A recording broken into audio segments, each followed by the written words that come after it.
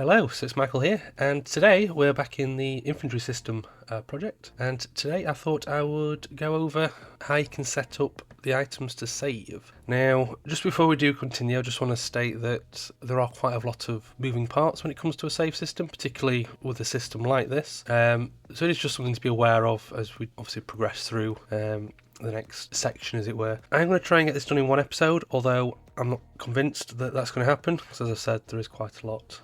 So this may get split up into two parts, but we'll see what happens. Just as a quick reminder in terms of where we got to in the previous episode, we had gone through and set it up where we can pick up items.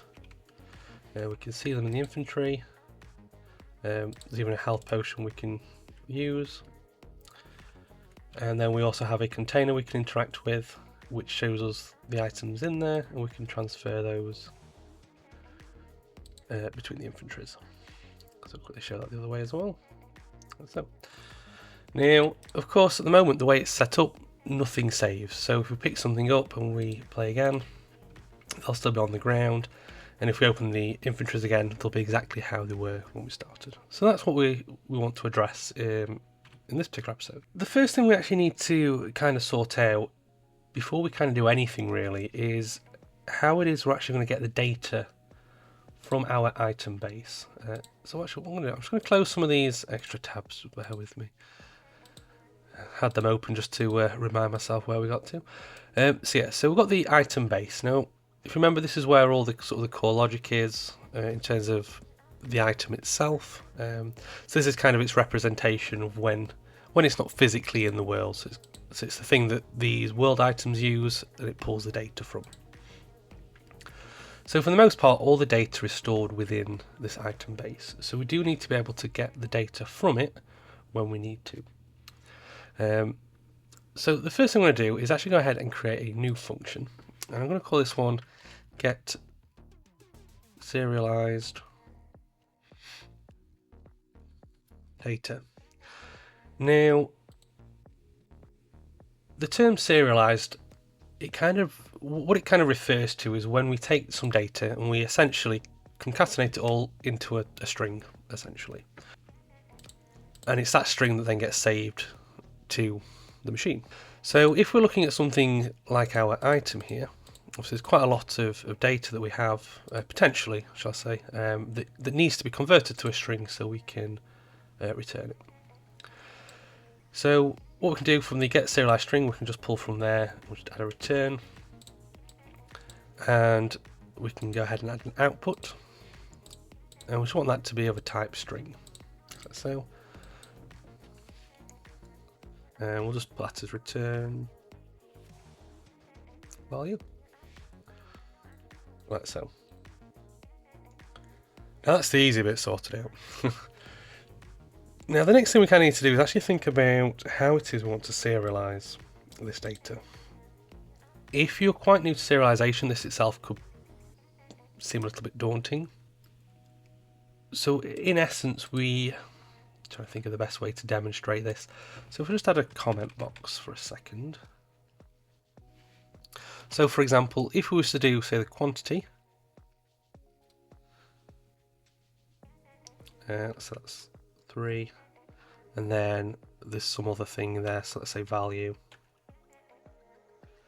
Let's do 3.4, there we go.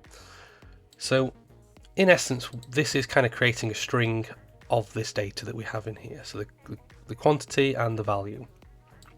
And it's this here that we can then pass to this return value that will then essentially get saved to disk. Now, the thing with converting to string, not everything can be easily converted to a string. Now, it's just something to be aware of. So things like integers, they have a nice handy toString option. Similarly with the floats. So you can quite easily just convert those values to a string. Now, depending on how it is that you're wanting to sort of handle this, you kind of have a few options in terms of how you want to do it. Now, if you want it so that the data is always going to be read in a very specific order, you might be able to get away with just appending them, like this. Just putting a comma in there, and then just returning it. Now, this itself will produce, in this example below, if I was just to remove these, that would just produce something like this. Now, if we was to look at that data, we'd be like, what do these values mean? It's up to you how it is you want to address this. It's just something you have to be aware of, because you do need to know the structure that you've adopted, as that'll be required later on when we then try and essentially convert that string from the string back into the data when we set it on the item objects. Now, for something like this, I'm not a big fan of it, because, you know, in terms of readability, you've not really got much. It's not very clear what the values actually are. Something like this, however, is a little bit clearer, but naturally with something like this, there's more data there because it's got to store these characters, so that can increase your save sizes. So there is quite a lot of things that you kind of have to consider. Now, for now, I'm just going to so what we probably want to do is actually add some extra bits onto here, don't we? So what we can do, let's kind of restructure this a little bit. So this is going to be the quantity. That'll be equal. I'm not going to include any spaces. Add the comma. Actually, we can get rid of one of these. The comma, and then this one's going to be value equal, and then we'll pop that on there as well. Right, so that's going to produce something very similar to this, assuming the values are the same values. Now that's all well and good. That's all set up for the item base. Now, if we was to use that on, say, something like a health potion, there might be additional values in here that we may also want to save. Although, as I think about it, item health, the health potion, probably not the best example. But you kind of have to remember that, in essence, the only data you need to save is the data that would change. So we have a quantity here, which is obviously the number that's in there. But let's say we had another item base, and let's call that one item. We'll go for tool. Why not? And a tool could just refer to anything that the player can use as like an item. So that could be a weapon, a pickaxe, shovel, crossbow, all that type of stuff. Now, for this, there could be something on there called a durability, which itself might need to be saved. So we could put that as a float. So I'll just close out of the item use and item health potion, just because they're not really good examples for saving this data, because there isn't anything mutable on them that would need change. Now, in this particular base class, so this could apply to any other base classes that you have where you have additional data that needs to be saved. So what you can do is come into the functions and override the get serialized data. Now, whenever you implement this function, or whenever you override it, you do need to make sure that you are always calling the parent in like 99% of the cases. And the reason why is because this runs the logic from the parent. So in this case, it'll run the get serialized data in the item base. So if we come into here, so that's this. So this is where it's going to get the data from for the base value. So we don't need to re-implement that into here. I guess you could if you really wanted to, but there's no point repeating yourself. Instead, what we can do is we can actually just take this value and we can just append the additional data on it. Append. So if we just have a quick double check, so this just ends on the value. So in this case, we just need to add a comma, and then we can add durability equals, and then we can add the new durability value. That's so. And we go ahead and just connect that straight up into there. So it will end up being this. What this produces will end up being the end value. So it's kind of going to go through the chain, go through all the parents until it gets all the data, and essentially build that serialized string essentially. So this is how you can create a string of all the data throughout the whole hierarchy that you have in terms of your item bases. And again, just as a reminder, this is only required for your mutable data, so that is data that would change at runtime that needs to be saved. Not everything does, so things like the item mesh, does it really need to change? In most cases, probably not. If you're doing something a bit more fancy, then you might need to. Similarly with the icons, and potentially the item name if you are allowing players to change the item names. But for this example, we're just going to stick with these ones here. Just like so. Now we've done that, I'm just going to remove that. We've kind of got a way now where we can actually get that serialized data, so we can get it as a string.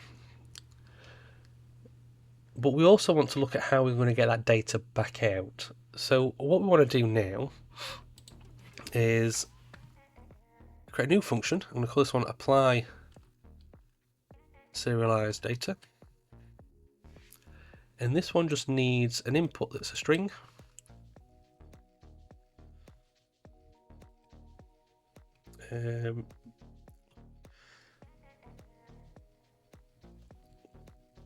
We'll call that serialized data, just to make it nice and easy. Now this particular one, it doesn't necessarily need a return value. You could always include one with a bool to see if it was successful or not. Again, that's be all down to your personal preference. It's not strictly required, so I'm just going to leave it for now. Now what we kind of need to do is kind of think about how we want to essentially extract the data from this string. Now there are a few functions that we can use to actually help us do this. Now the first one is toArray, well, pass into array, and what this is going to do is it allows us to specify a delimiter, there we go, and it essentially passes it into individual array elements, which then allows us to loop through them.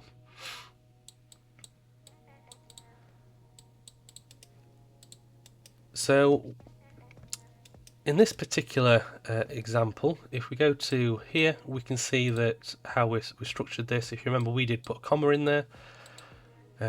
So we've essentially separated things by a comma. So for us, we can simply, for the delimiter, we can just put a comma in, and in what it will do, it will essentially chop up the string. So every time it gets to a comma, it'll remove the comma and then put the next bit into the array, well, the previous bit into the array. And as I said, that then allows us to loop through it. So that's kind of one way that we can do it there.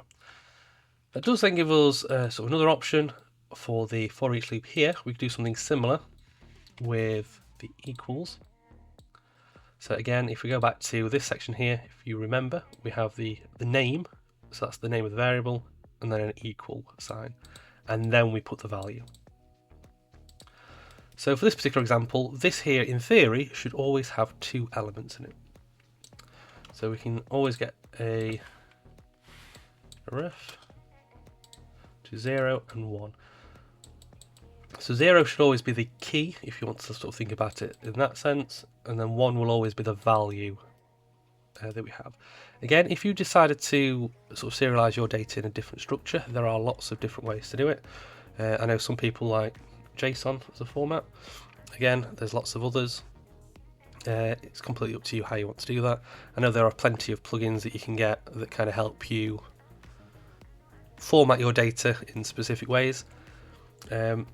Again, if you want to incorporate some of those to help serialize the data for you, then that's perfectly fine. But this particular video is kind of a bit more of a raw bottom approach if you kind of wanted to handle everything yourself and possibly give you a bit more of an idea how it all works. Okay, so now we've done that, we do have the specific value here. We have the slight issue in terms of where we need to decide where it actually goes. Now, what I'm going to do for the first value, because this is a key in a sense, I'm actually going to convert that to a name. And the reason why is because that allows us to do a switch on name. So we can actually just remove the default pin because we don't need that. So because we are in the item base, we are only serializing data for two variables. That's the quantity and the value. Again, in this particular example, value might not actually ever change. Again, it's just an extra variable to show you how to do it, but you can just swap that out for whatever other variables that you might have. So for the pin names, these themselves would need to be the same as you have it listed here. So I am just going to copy those to make sure I have the exact spelling. So that's quantity and value, just like so. And then that's where we can actually start bringing in these set nodes. So if it's quantity, we want to set the quantity, and if it's value, we want to set the value. And then once we've done that, we can come in and we can convert that to a string, to an int.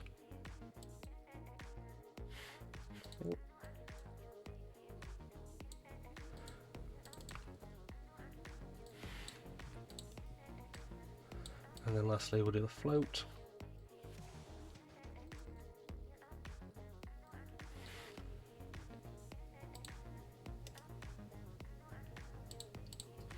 Like so. So you'll probably notice at this particular point everything's looking all hunky-dory. Like so. So this particular point, whenever we go to actually create an item base, we could always call the apply serialized data, pass in the data string, and it will then attempt to parse that data and apply the relevant variables as needed. Now you could of course include additional checks in here if you wanted to, add some print strings if some of the data that's been provided isn't in the expected format. For this particular series, I'm not going to bother, because again, I do want to try and condense things down a little bit. Okay, so that's great. So we've done it in the item base, we've got the two variables set up. Now what we need to do is actually do the same in the item tool, because in the item tool we do override that get serialized data, so at the same time we need to be able to set it up so it can handle its bit as well. So just like that. So we do need to make sure that we are calling that parent node, because that's what's going to call the logic in the parent, and that's going to allow that to run. So if you was to unhook this, then none of this logic here would get called, and it wouldn't ever set that information. So you do just want to make sure that is there. If you've accidentally deleted it, you just right click on the starting node, and this should be in the right click menu, and add call to parent function. That works the same on anything. You just want to make sure that you do connect this back up. Okay, so now that we've done that, we kind of want to do exactly the same thing we've done here. So I'm just going to come on in, copy,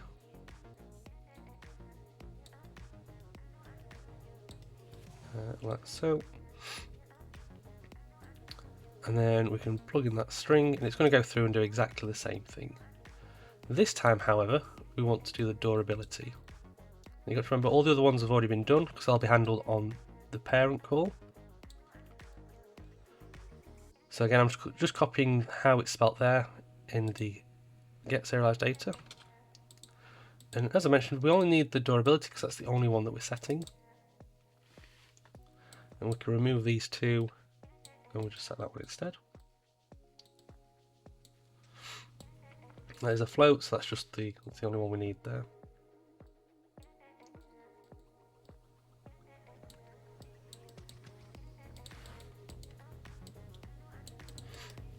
Like so. Now, one thing you do have to remember just in regards to this particular method, in this particular example, it is technically going to loop through the serialized data the same number of times throughout all of them. So this itself might not always be desirable.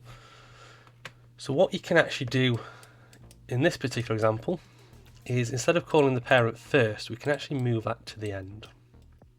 And you're probably thinking, So what we can do is, if we store the serialized data into a local variable,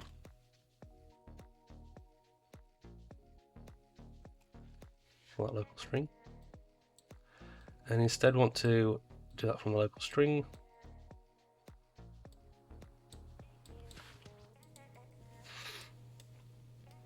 Like so. And then when this is completed,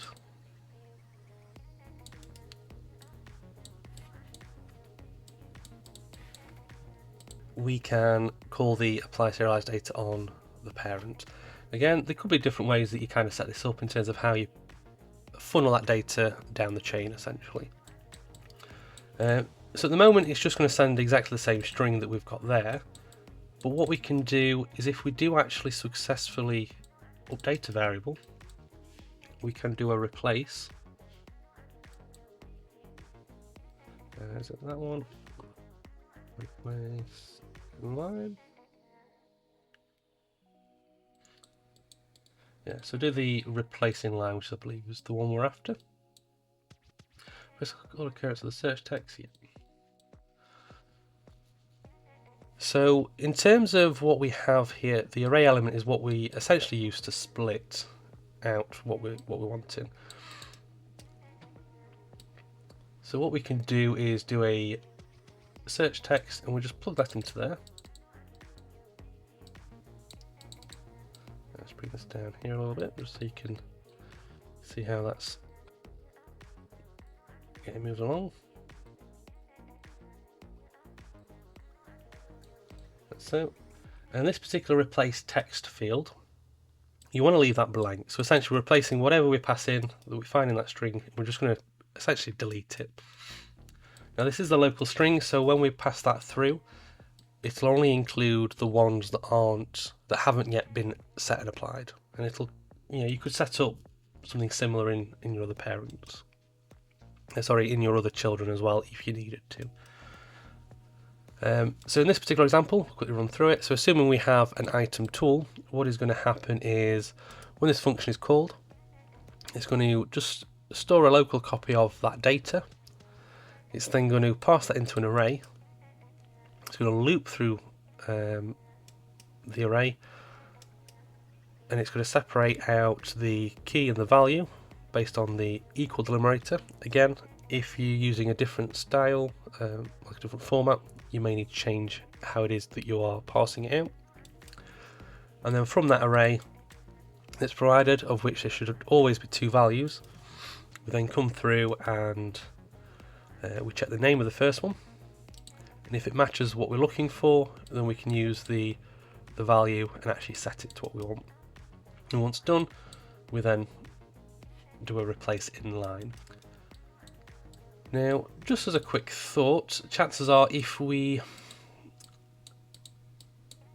I'm just trying to think. Because if you have quite a few here, then in theory they would all need to connect to this replace in line, which might not always be desirable.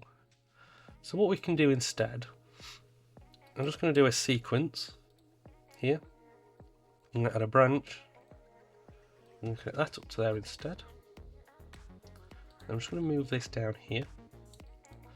Again, this is just one of those things that kind of helps keep things looking a little bit tidier. So move that over here.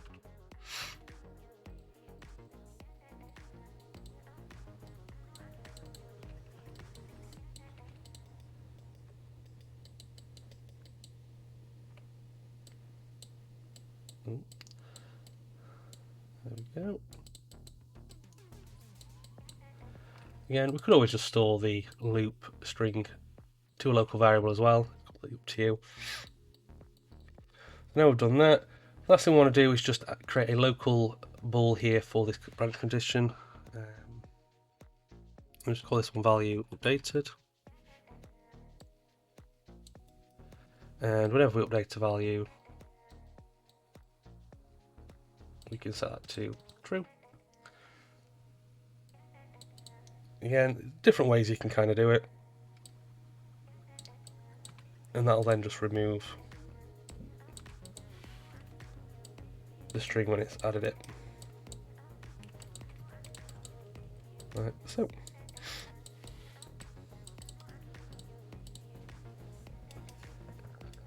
Okay, so with that done, let's see if we can do a test.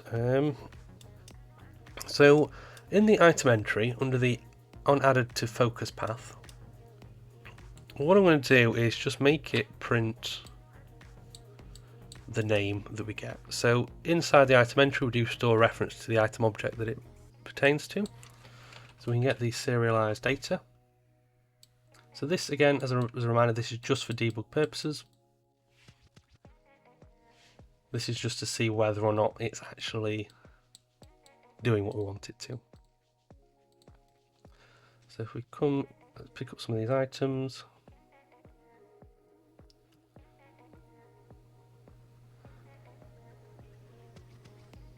So it looks like the quantity is updating, and the value, I don't believe that's set on any of these. So let's have a quick check. Yeah, value is not set on the sphere, so let's just put some values in these. As a reminder, if you select them all, go to the asset actions, there is the edit selection in property matrix, and that can sometimes make it a little bit easier to see them all.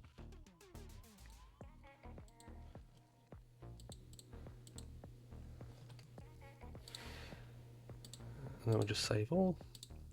Okay, so let's quickly check that again. So pick up a few items.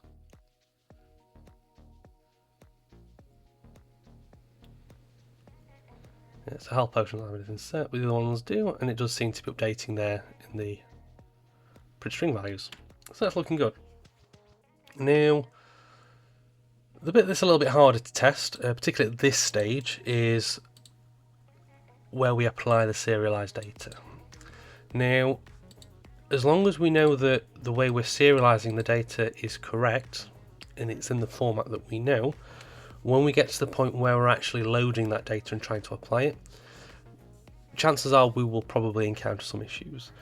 But like I said, if we know that the data is correct, then we know the issue is just where we're applying, how we're applying it. So we can kind of check and tweak that as we go along when we get to that particular point. Okay, so that's it for this particular part. So if you do want to make sure that you like and subscribe to the video so you don't miss the next ones. So in the next videos we'll obviously continue the save system. Obviously still quite a little bit to do, so you just need to stick with it, unfortunately. But again, I just want to say thank you for watching the video, and yeah, if you'd like, I do have a Discord channel, so you can always jump on there if you want to share what you've been working on, or if you want to ask any questions or anything like that, by all means. Additionally, I have a Ko-Fi page, so if you want to support me in any way, you can do so through there. And lastly, I do have Project Sunrise on the Unreal Marketplace. I guess it's fab now. So it's a dialogue system, interaction system, and a quest system, all rolled into a single project. So it's all blueprint based, so it can be quite a nice way to sort of look through and see how you can sort of set some systems up. So again, thanks for watching and enjoy the rest of your day.